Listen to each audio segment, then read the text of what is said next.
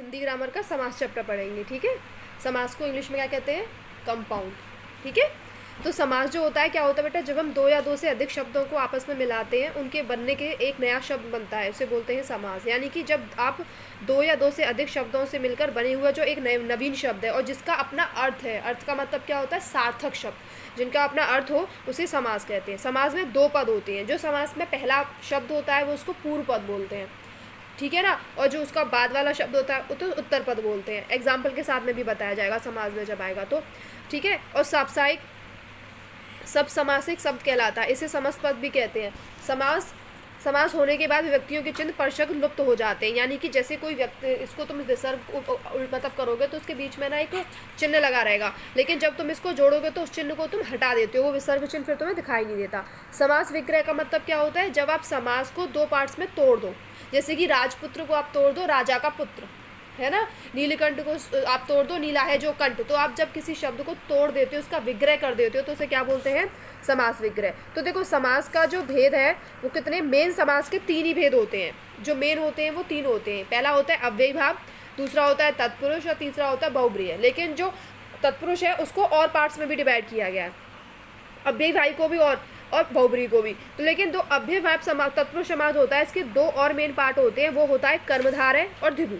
ये दो इंपॉर्टेंट होते हैं, ये तत्पुरुष के ही पार्ट होते हैं। एक होता है कर्मधारय समास और एक होता है द्विगु समास, ठीक है। और भी कुछ समास है जैसे कि लुप्त कारक चिन्ह, अलुक, उपपद, नभ, लुब्ध प्रय, ठीक है। लेकिन ये इतने इंपॉर्टेंट नहीं है, जो दो इंपॉर्टेंट ज़्यादा है, एक कर्मधारय और एक द्विगु समास, ठीक है। अब इसको आगे देखते हैं। अब देखते हैं कौन से समाज में कौन सा पद प्रधान होता है और कौन सा पद प्रधान नहीं होता। प्रधान का मतलब क्या होता है बेटा, कि जो पद प्रधान है उसका उस वर्ड के अंदर ज़्यादा अर्थ निकलेगा। यानी कि उस वर्ड के बिना उसका पूरे के पूरे आपके वर्ड का कोई मीन्स निकलेगा नहीं, ठीक है ना। इसको बोलते हैं प्रधान। तो जो अव्ययी भाव समास होता है, इसका पूर्व पद प्रधान होता है। यानी कि इसका जो पहला वाला शब्द होगा, जो पहला वाला वर्ड होगा, वो ज़्यादा महत्व रखेगा दूसरे वाले से।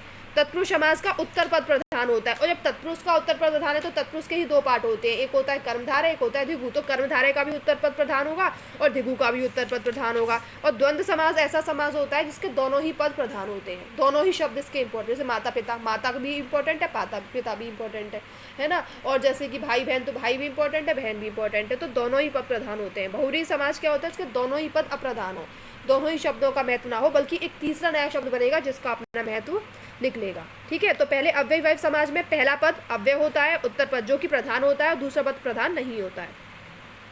अब अव्यय भाव के एग्जाम्पल देखते हैं, कौन कौन से समाज हैं जो अव्यय भाव होते हैं। जैसे कि प्रतिदिन, इसको तोड़ेंगे तो प्रति प्लस दिन, इसका क्या हो जाएगा? तो प्रति जो पहला शब्द है क्या है? प्रधान है। यानी कि जो प्रति शब्द है इसका अर्थ ज़्यादा है, तो प्रति से ही पता चल रहा है कि दिन दिन दो बार आ रहा है, ठीक है। तो प्रतिदिन का हो गया क्या विग्रह? दिन दिन। यथाशक्ति, ये आपको एग्जाम्पल याद रखने कौन से किसके हैं। तो अव्यय भाव में प्रतिदिन आता है, यथाशक्ति आता है, आमरण आता है, अनुरूप आता है। और ये ऐसे भी शब्द होते हैं जिनमें उपसर्ग लगा हो, ऐसे शब्द जिनमें उपसर्ग लगा हो और ऐसे शब्द जिनका पूर्व पद प्रधान हो, उसको क्या बोलते हैं? अव्ययी भाव समास बोलते हैं, ठीक है। जैसे कि प्रतिदिन है, यथाशक्ति है, आमरण है, अनुरूप है ना। यथाक्रम है, इसमें यथा उपसर्ग है, भरपेट है, भर उपसर्ग है, अनुरूप में अनु उपसर्ग है, आमरण में आ उपसर्ग है, यथाशक्ति में यथा उपसर्ग है, प्रतिदिन में प्रति उपसर्ग है। तो ये उपसर्ग लगाने वाले समाज भी आपके कौन से समाज होते हैं? अव्ययी भाव समाज। उसके बाद में देखो आपका जो समास है तत्पुरुष समास। तत्पुरुष समास वो होता है जिसका पूर्व पद विशेषण होता है, उत्तर पद इसका प्रधान होता है, ठीक है ना। और जिस समास में पूर्व पद विशेषण होने के कारण क्या होता है? गौण होता है, और उत्तर पद विशेष होने के कारण प्रधान होता है। यानी कि जो उत्तर पद है उसका महत्व ज़्यादा होता है, ठीक है। इसमें क्या होगा? इसके एग्जाम्पल के साथ समझेंगे। जैसे कि मृत्युंजय, मृत्युंजय यानी मृत्यु को जीतने वाला। इस समास की एक और पहचान होती है, जब आप इस समास का विग्रह करोगे तो आपको इसके बीच में कारक चिन्ह दिखाई देंगे, ठीक है ना। आप जब इनको विग्रह करोगे तो कारक चिन्ह जो होते कर्ता है, करण को करण से संप्रदान के लिए अप्रधान में पर संबोधन काकी के, है ना, ये सब संबंध काकी के संबोधन हा, हे, हरि, हा। तो ये सब शब्द अगर आपको इस शब्द को विग्रह करने पर प्राप्त हो रहे हैं तो वो आपका समास कौन सा होगा? तत्पुरुष समास होगा। जैसे कि मृत्यु को जीतने वाला, तो को क्या है? इसमें कर्ता ने कर्म को, इसमें क्या आया? कारक आया। तो ये क्या हो जाएगा? मृत्युंजय एक प्रकार का तत्पुरुष समास, ठीक है। उसके बाद में विशंभर आपका तत्पुरुष समाज है, ठीक है। समूह भी आपका तत्पुरुष समाज है, दही बड़ा भी आपका तत्पुरुष समाज है, ठीक है। और देखो जैसे कि किसी में कर्म कारक है तो कर्म का क्या होता है? को होता है। विग्रह करोगे तो को मिलेगा। करण का से होता है तो से मिलेगा। संप्रदान का के लिए होता है। अपादान का से होता है। अपादान का भी से होता है, करण का भी से होता है। अपादान का से मतलब है कोई चीज़ किसी से जब अलग हो रही होती है तो अपादान का से लगाते हैं, ठीक है। संप्रदान का से, संप्रदान के लिए हम तब लगाते हैं जब हम कोई चीज़ किसी को हमेशा के लिए दान कर दें, उसे हम दोबारा वापस ना लें। तो संप्रदान में के लिए आता है तो उसमें क्या होगा, कर्ता ने कर्म को करण से, संप्रदान के लिए अपादान से, संप्रदान का अधिकरण में पर, ये सब अगर विग्रह करने पे आते हैं तो वो तत्पुरुष समास है। कर्मधारय समास तत्पुरुष का ही पार्ट है, लेकिन कर्मधारय समास के अंदर एक पहचान होती है कि इसके दोनों जो शब्द होते हैं उनमें विशेषण विशेष्य होता है, यानी कि पहला जो शब्द होगा वो दूसरे शब्द की विशेषता बता रहा होगा या दूसरे शब्द की विशेषता बताएगा। तो जैसे कि नीलकंठ, नीला है कंठ, यानी कंठ कैसा है, नीला। तो पहले कंठ क्या हो गया आपका विशेष्य और नीला क्या हो गया आपका विशेषण। तो जिसमें आपका विशेषण और विशेष्य दोनों दिखाई देते हैं उनको आप क्या कहते हैं, कर्मधारय समास कहते हैं। जैसे कि नीला कमल, तो कमल कैसा है, नीला।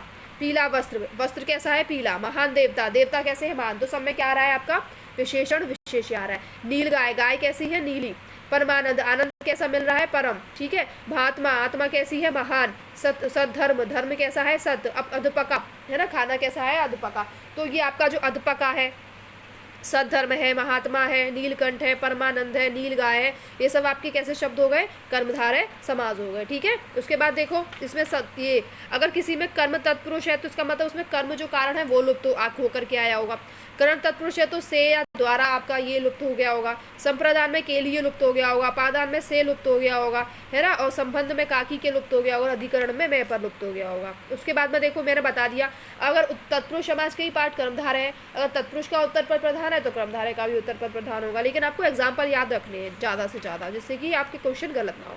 द्विगु समास जिसमें दोनों ही पद प्रधान होते हैं, पहले पद का भी अपना अर्थ होता है और दूसरे पद का भी अपना अर्थ होता है। जैसे कि आप देखो द्विगु समास जो होता है उसमें भी उत्तर पद ही प्रधान होता है, क्योंकि वो तत्पुरुष समास का ही भाग होता है। इसके अंदर क्या होता है, जो उसका पूर्व पद होता है वो संख्यावाचक होता है। जो मैंने अभी थोड़ी देर पहले बोला वो द्वंद्व समाज का था, ठीक है ना। तो द्विगु समाज का क्या होता है, पहला जो पद होता है वो संख्यावाचक होता है। जैसे पंचवटी तो 5 वट, शताब्दी तो यानी कि 200 वर्ष। तो ये सब क्या है आपका द्विगु समाज है, जिसमें उत्तर पद प्रधान होता है और जो प्रथम पद है, जो पूर्व पद है आपका संख्यावाचक होता है, ठीक है।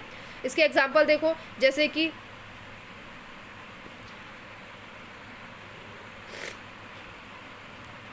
उसके बाद में आपको एग्जाम्पल नहीं दिए, सीधे बहुब्रीहि समाज बताया गया है, ठीक है। उससे पहले हम देख लेते हैं द्वंद्व समाज।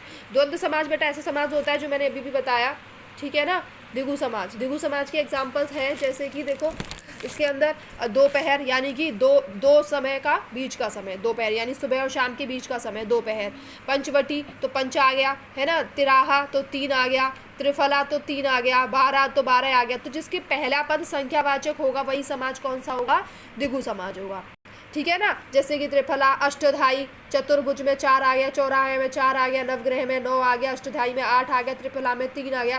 तो ये सभी कौन से हो गए, द्विगु समाज हो गए। अब देखेंगे हम पहले द्वंद्व समाज, उसके बाद देखेंगे हम बहुब्रीहि समाज। द्वंद्व समाज में दोनों ही पद प्रधान होते हैं और इन समाज को जब आप विग्रह करोगे तो और लगाओगे, या तो अथवा लगाओगे या फिर या लगाओगे, ठीक है, या एवं लगाओगे, इस कंजक्शन टाइप के शब्द, या फिर एंड लगाओगे, है ना, और लगाओगे, बट लगाओगे, अथवा लगाओगे। जैसे कि भाई बहन, गंगा यमुना, पाप पुण्य, आचार विचार, है ना, माँ बाप, दाल भात, खरा खोटा, आगे पीछे, ठीक है। ये सब इसमें जो द्वंद्व समाज होता है इसमें दोनों ही पद प्रधान होते हैं। दोनों को जोड़ेंगे तो एक समुच्चय का लोप होगा। समुच्चय का लोप मतलब क्या है, जो हम बीच में साइन लगा रहे हैं ना उसका।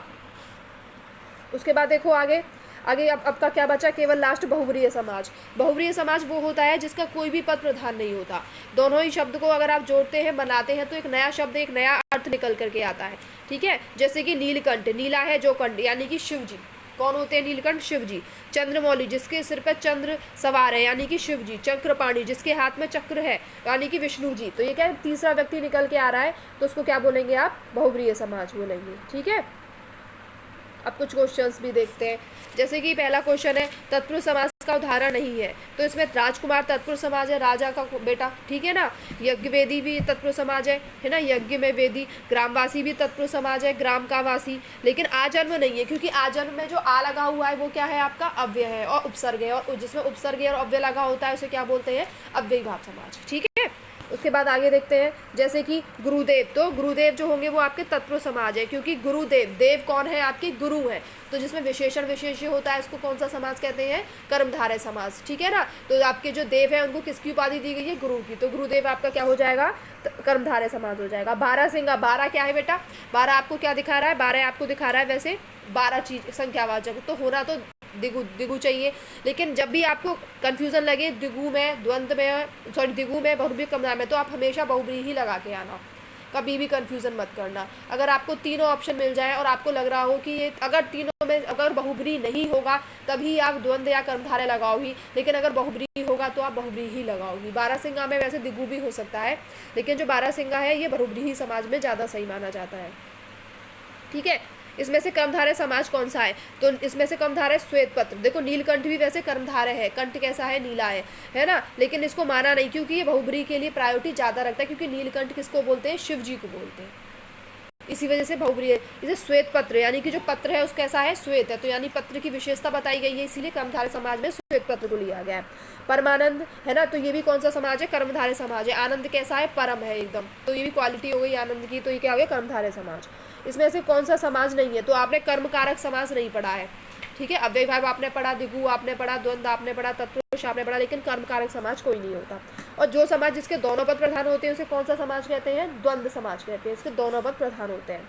और जिसका पहला पद संख्यावाचक होता है उसे क्या कहते हैं, दिगु समाज कहते हैं। महाजन, जन कैसे है, महान है, तो जनों की क्वालिटी बताई जा रही है, लोगों की क्वालिटी बताई जा रही है कि लोग कैसे हैं, महान है, तो महाजन भी क्या हो जाएगा, कर्मधारय समाज। तो कर्मधारय समाज में क्या होता है, विशेषण विशेष होता है। और जिसका कोई भी पद प्रधान नहीं होता वो कौन सा समाज है, बहुब्रीय समाज है। जलमग्न यानी कि जल में मग्न हो, तो ये कैसा, तत्पुरुष समाज है। जल में मग्न, तो मैं क्या आ रहा है आपका, इसमें कारक चिन्ह आ रहा है, ठीक है ना, तो मैं और पर कारक चिन्ह आ रहा है, तो ये क्या हो जाएगा आपका, तत्पुरुष समाज हो जाएगा। ब्रजपाणी, ब्रजपाणी बेटा क्या है, ब्रजपाणी जो है वो सरस्वती जो माता होती है उनको बोला जाता है, तो इसलिए तवा समाज क्या होगा, बहुब्रीय समाज, किसी अन्य व्यक्ति को संकेत कर रहा है। पंचवटी आपका, वैसे तो आप पंचवटी देखोगे तो पंचवटी में 5 आ रहा है, तो आपको क्या मिलेगा, दिगु समाज। पंचवटी क्या हो जाएगा आपका, दिगु समाज, ठीक है ना। बहुब्रीहि समाज क्या होगा, शूलपाणी, अभी भी बताया था शूलपाणी किसे बोलते हैं, सरस्वती माता को बोलते हैं, तो सरस्वती माता को शूलपाणी बोलते हैं। दिगु चतुर्भुज, चतुर्भुज का मतलब क्या होता है, जिसके 4 हाथ हों, तो उसे क्या बोलेंगे फिर हम, इसमें दिगु समाज, ठीक है। प्रतिदिन आपको मैंने अभी बताया था, प्रतिदिन का मतलब क्या होता है, दिन दिन, यानी कि अव्ययभाव समाज, ठीक है ना। उसके बाद देखो, पहला पद विशेषण, दूसरा पद विशेषण, से क्या बोलते हैं, कर्मधारय समाज। अकाल पीड़ित में समाज क्या होगा, अकाल पीड़ित में कौन सा समाज होगा, तत्पुरुष, यानी अकाल से पीड़ित, तो से आपका क्या आ रहा है, इसमें कारक चिन्ह आ रहा है, तो अकाल क्या हो जाएगा, तत्पुरुष समाज हो जाएगा। जय पराजय आपका द्वंद्व समाज, दोनों शब्द, दोनों पद प्रधान है। शोकाकुल यानी शोक का कुल, तो शोक का कुल, कार आपका क्या आ रहा है, करते है ना, अकाकी के संबंध बताता है, तो संबंध आपका कारक चिन्ह आ रहा है, तो इसमें क्या हो जाएगा, तत्पुरुष समाज हो जाएगा, ठीक है। धनुर्बाण, ऐसा व्यक्ति जो धनु मतलब कि अपना जो बाण है और धनुष को रखता है, तो धनु मतलब धनुष, बाण मतलब बाण, तो दोनों का अलग अलग अर्थ निकल रहा है, तो यानी कि द्वंद्व समाज। यथाशक्ति आपका क्या होगा, अव्ययभाव समाज, क्योंकि यथा क्या है आपका उपसर्ग भी है और यथा अव्यय भी है, ठीक है ना। और इसके उत्तर पद प्रधान होता है उस समाज को क्या बोला जाता है, तत्पुरुष समाज, ठीक है। और जिस समाज में पहला पद कोई भी प्रधान नहीं होता, पहला पद, तो उसे क्या बोलते हैं, बहुब्रीहि समाज में कोई भी पद प्रधान नहीं होता। जय पराजय आपके दोनों शब्द का अलग अलग अर्थ निकल रहा है, तो उसे क्या बोलेंगे बेटा, द्वंद्व समाज। लंबोदर आपके गणेश जी को बोलते हैं, तो ये कौन सा समाज हो जाएगा, बहुब्रीहि समाज, है ना। तिरंगा आपका 3 से रचित कर रहा है, तो 3 के लिए दिगु समाज। पंचवटी आपका कौन सा होगा, दिगु समाज। परमानंद अभी भी बताया था मैंने, तत्पुरुष समाज, ठीक है ना। द्वंद्व समाज में से कौन सा होगा, पाप पुण्य। यथारुचि में समाज कौन सा होगा, अव्ययभाव समाज। समाज का शाब्दिक अर्थ बेटा क्या होता है, समाज का शाब्दिक अर्थ होता है संक्षेप, ठीक है ना, जोड़ना, संक्षेप होता है समाज का मतलब। उपकूल में कौन सा समाज है बेटा, अव्ययभाव, क्योंकि उप क्या है आपका उपसर्ग है। यथाशीघ्र में कौन सा है, अव्ययभाव। चौराया में कौन सा है, दिगु। निर्विवाद में क्या है, कर्मधारय समाज, है ना। तो और भी कौन से तत्पुरुष समाज के एग्जाम्पल इसमें, आत्मनिर्भर यानी कि जो अपने ऊपर निर्भर है ना, खुद पर निर्भर, तो पर आपका कारक चिन्ह आ रहा है, तो तत्पुरुष समाज। चंद्रशेखर, जिसने चंद्र अपने सिर पर बनाए रखा है, तो बहुब्रीहि समाज। दिगु समाज इसमें से कौन सा है आपका, जिसमें दिगु समाज त्रिभुवन, ठीक है ना, 3 भवन के बारे में बात कर रहा है। चौराहा आपका दिगु समाज है। समाज का शाब्दिक अर्थ मैंने भी बताया, संक्षेप संक्षेप होता है। दशानन क्या है होते हैं जिसके दश है, जैसे कि रावण, तो उसे क्या बोलेंगे, बहुब्रीहि समाज, ठीक है ना। उसके बाद में देखो रोग पीड़ित मतलब रोग से पीड़ित, तो कौन सा होगा, तत्पुरुष समाज, है ना। और इसमें देखो प्रतिमान क्या होगा, अव्ययभाव समाज, प्रति क्या है आपका उपसर्ग है। वीर पुरुष आपका क्या होगा, पुरुष की क्या बताई जा रही है, क्वालिटी बताई जा रही है वैसे तो, लेकिन कर्मधारय ऑप्शन में नहीं है, तो इसलिए हम क्या लेंगे, पुरुष जो वीर है तो तत्पुरुष समाज ही लेगा। कर्मधारय होता तो हम इसमें कर्मधारय लेते। रसोई घर यानी कि रसोई का घर, तो कौन सा, रसोई का घर, तो का आ गया, तो इसका मतलब क्या है, तत्पुरुष समाज, ठीक है। नील गाय, गाय की क्वालिटी बताई जा रही है, तो क्या हो जाएगा बेटा, कर्मधारय समाज, ठीक है। चंद्रशेखर अभी मैंने बताया आपको क्या है, बहुब्रीहि समाज है। अनायास है आपका अव्ययभाव समाज है, या फिर इसमें दे रखा है समाज का अर्थ बताया, संक्षेप होता है, ठीक है। यथाशक्ति अव्ययभाव समाज है। पीताम्बर आपका बहुब्रीहि समाज है। घनश्याम आपका बहुब्रीहि समाज भी है और कर्मधारय समाज भी है, क्योंकि श्याम जी के को क्वालिटी बताइए घन, तो कर्मधारय भी हो सकता है, और घनश्याम कृष्ण जी को भी कहते हैं, तो कर्मधारय भी हो सकता है और अव्ययभाव भी हो सकता है, लेकिन यहाँ कर्मधारय माना गया है। पंचवटी आपको पता है द्विगु समाज है ना। पीताम्बर आपको पता है बहुब्रीहि समाज है, ठीक है ना। उसके बाद देखो आजन्म आपका बहुब्रीहि समाज है। धनहीन जिसके पास धन ना हो, ठीक है, धन से हीन, तो तत्पुरुष समास हो जाएगा। स्वर्गगत यानी कि ऐसा व्यक्ति जो स्वर्ग को प्राप्त हो गया, तो का को आ गया तो तत्पुरुष समास हो गया। पुस्तकालय आपका तत्पुरुष समास, यानी पुस्तक का आलय, है ना, ऐसा जगह जहाँ पे पुस्तक रखी रहती है, तो पुस्तक का आलय भी आपका क्या हो गया, तत्पुरुष समास हो गया, ठीक है। दशानन बहुब्रीहि समाज है। त्रिलोचन आपका क्या हो जाएगा, बहुब्रीहि समाज, जिसकी 3 आंखें हैं, शिव जी को बोला जाता है। कमल नयन जिसके नयन कमल के समान है, तो इसमें भी जिसमें कल की जाती है, क्वालिटी बताई जाती है, नयन कैसे है, कमल के समान है, यानी कि आंखों की क्वालिटी बताई जा रही है कमल के समान, तो कर्मधारय समाज हो जाएगा। अन्न जल आपका द्वंद्व समाज है। अष्टध्यायी आपका द्विगु समाज है, क्योंकि हाथ बताएं 8 हाथ हैं, तो 8 का मतलब क्या हो गया, द्विगु समाज हो गया। यथा समय अव्ययभाव समाज है। और भरपेट आपका क्या है, अव्ययभाव समाज है। और नरोत्तम आपका क्या है, तत्पुरुष समाज। नरों में उत्तम, तो मैं क्या आ गया, इसमें कारक चिन्ह आ गया, है ना। पीताम्बर भी बताया बहुब्रीहि है। पंचवटी द्विगु है। वनवास यानी वन को वास, यानी कि जो वन में चले गए रहने के लिए, वन में वास करने के लिए, तो तत्पुरुष समाज हो जाएगा। आनंद मगन भी बताया मैंने आपको, तत्पुरुष समाज है, जो व्यक्ति आनंद में मगन है, आनंद की क्वालिटी बताई जा रही है, आनंद मगन, तत्पुरुष समास हो जाएगा। भरपेट आपका अव्ययभाव समाज है। त्रिनेत्र आपका क्या है, बहुब्रीहि और द्विगु समास दोनों है, ठीक है। त्रिनेत्र मतलब तीसरे 3 नेत्र हो, है ना, तो 3 नयन अब आ जाए, तो अगर आपका बहुब्रीहि और द्विगु दोनों में से आ जाए तो बहुब्रीहि लगा देना, वैसे द्विगु भी है क्योंकि 3 की बात हो रही है। हस्तलिखित हाथ से लिखना, तत्पुरुष समाज है। हस्तलिखित में देशभक्ति, देश की भक्ति करना, तत्पुरुष समाज है ना। यथाशक्ति क्या है आपका, अभी तो ये 100 क्वेश्चन होगा किसके लिए, प्रैक्टिस के लिए, समास वाले के, ठीक है। अब दूसरा वाला चैप्टर करते हैं। इसमें आपको विलोम शब्द में क्या करना होता है, आपको विलोम शब्द याद करने हैं, तो आप विलोम शब्द में क्या याद करोगे, उसके एग्जाम्पल्स, ठीक है। तो उसके एग्जाम्पल आप जितने पढ़ लो उतने ही जल्द आपको क्या हो जाएगी, प्रैक्टिस हो जाएगी। जैसे कि देखो, अनुधार का प्रक्रियाशील होता है। अनुधार मतलब ऐसा व्यक्ति होता है जो बहुत जल्दी एक्टिव ना हो, तो उसका क्या होता है विलोम, प्रक्रियाशील। अधिकृत का होता है अनधिकृत, यानी उपसर्ग लगा दिया गया है। अधिकृत का अनधिकृत। अंतर्मुखी का बहिर्मुखी। अश्लील का श्लील। अंधकार का प्रकाश। अनाधिकार का साधिकार, ठीक है ना। तो अनधिकार का साधिकार। अभिव्यक्ति का अनव्यक्ति। अपना का पराया। अव्यय का निर्व्यय। आर्ष का अनार्ष। आवर्षण का अनावर्षण। उज्ज्वल का धूमिल। ऋजु का वक्र, ठीक है ना, ये याद रखना। ये ऋजु का क्या होता है, वक्र होता है। ऋजु मतलब सीधा होता है, वक्र मतलब वक्र पढ़ा होगा, स्क्वायर टाइप की शेप का होता है, ठीक है। तो ऋजु का वक्र। उपकारी का अनुपकारी।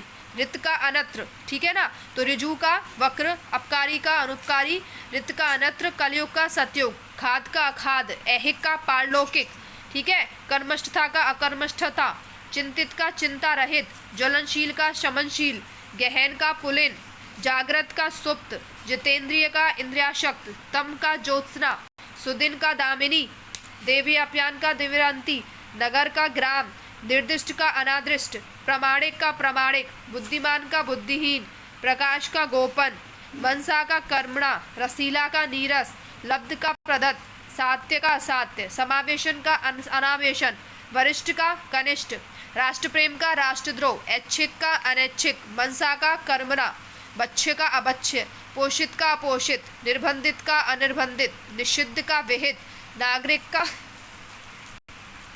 ग्रामीण, घन का निरस्ता, आतप का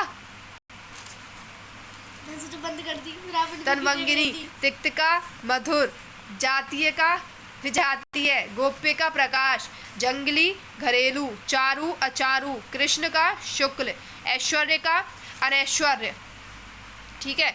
ऐश्वर्य का अनैश्वर्य, ऐहिक का पारलौकिक, कथ्य का अकथ्य, ऐच्छिक का अनैच्छिक, उष्ण का शीतल, उपार्जित का अनुपार्जित, उर्षव का अध्य, उन्नयन का पलायन, आपूरित का रिक्त, अधोमुखी का ऊर्ध्वमुखी, अशन का अनशन, अर्जित का अनर्जित, अस्ते का अस्ते, अनाहूत का आहूत, अस्तित्व का अनास्तित्व, अपेक्षित का अनपेक्षित, अनुरिक्ति का विरक्ति, अभिसरण का अपसरण। तो ये कुछ एग्जाम्पल थे जो थोड़े टफ थे। अब थोड़े इजी पढ़ते हैं जो इस बुक में अवेलेबल नहीं है, ठीक है। इनको केवल आपको सुनना है, जो मैं बोल रही हूँ ये आपको इस बुक में शो नहीं करेंगे।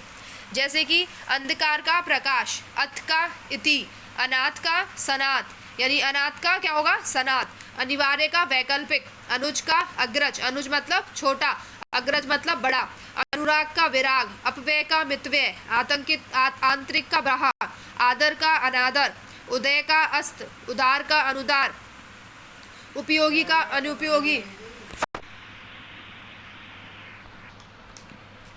कठोर का मृदु, औपचारिक का अनौपचारिक, एक का अनेक, उपस्थित का अनुपस्थित, कपूत का सपूत, आदि का अंत, आधुनिक का प्राचीन, आय का व्यय, आस्तिक का नास्तिक, उचित का अनुचित, उत्तम का अधम, चिंतित का निश्चिंतित, चेतन का अचेतन, छली का निश्छल, जंगली पालतू, जन्म मृत्यु, जय पराजय, जीवित मृत, तीव्र बंद, तेजी मंदी, दुर्लभ सुलभ, दोषी का निर्दोष, निरक्षर का साक्षर, नीरस का सरस, नीरस मतलब जो व्यक्ति बहुत ज़्यादा नीरस है, नहाता धोता नहीं है, उसका सरस, ठीक है,